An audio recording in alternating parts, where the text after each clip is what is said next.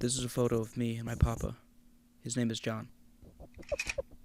He passed away in August of 2005 when I was just 8 months old. I never got to know who he was. I was always told how much different my life would be if he was around. Yeah, you would have grown up playing hockey. He didn't play hockey per se. He coached hockey. I would have played hockey. Yeah, you would have. I'm telling you, he would have made sure you were on the hockey team. Because you always talk about Natalie's the spoiled one. Mm-hmm. You would have been a spoiled one. And this is probably true. Papa always wanted a boy. He had 2 daughters and 3 granddaughters before I ever came along.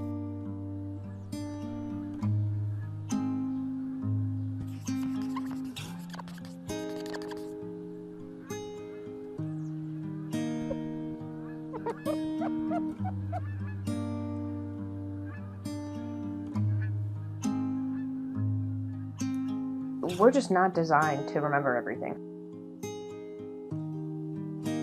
You can't just recall something out of nowhere. It takes a lot of practice. You have to specifically recall that situation. Which is why, like, stressful situations, we're, like, going over it again and again. Like, what could I have done differently? What went wrong? What happened? Whatever. Hi, Go Irie, Papa. Natalie, go Irie. And also, trauma does that. Wherever he wanted to go, I was just a passenger. I remember when I was younger, Tennessee was always my favorite place to go. I just thought I liked the lifestyle and the way people treated you when you went to Tennessee. I remember this ride with these horses. We were in the buggy and we were in the front seat. And I thought, oh, it would have been better to be in the back seat in case one of those horses lets a couple loose, which they did. Oh, yeah, going down the water thing.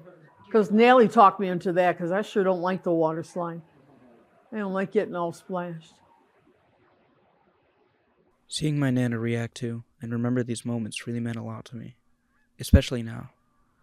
My family is in a transitional period of life.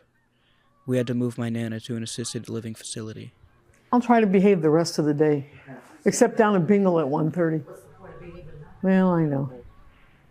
I had the idea for this documentary when I was clearing out our house and came across these old videotapes.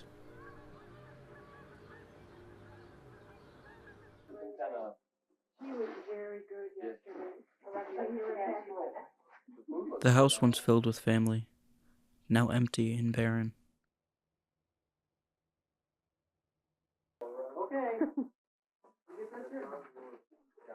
The same place my papa would open Christmas presents with my sister when she was a kid, no longer occupied. Oh, Natalie, thank you for my present.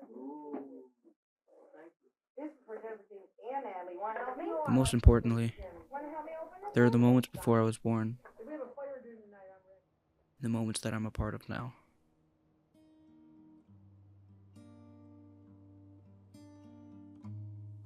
Unlike me, my oldest sister grew up with Papa around. My grandparents would do everything with her. Hi, Natalie. Natalie, where'd you go? Hey, Natalie, you want to take him home with you? There's Natalie standing by the camels. The camels are going to have Natalie for supper. Out of all the grandchildren, she has the most memory of him. Major occasions, vacations, stuff like that. I do know that they took me on vacation a lot. But as far as when and where, don't ask me. Yeah. What is your first memory of Mama?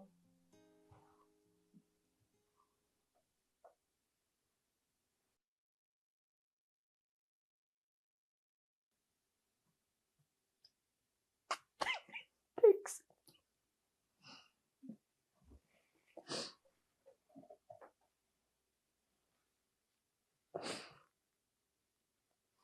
It's the only one I have left.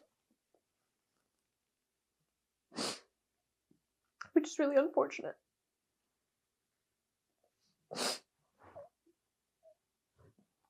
That it has to be that one. For context, Natalie was with Papa when he died.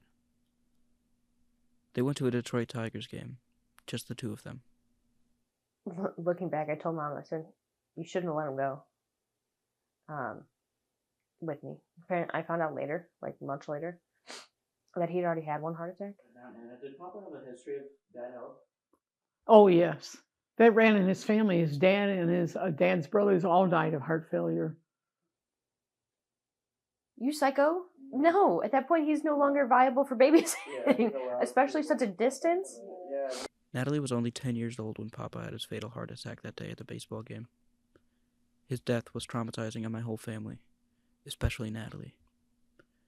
It took her years before she could go to another Tigers game.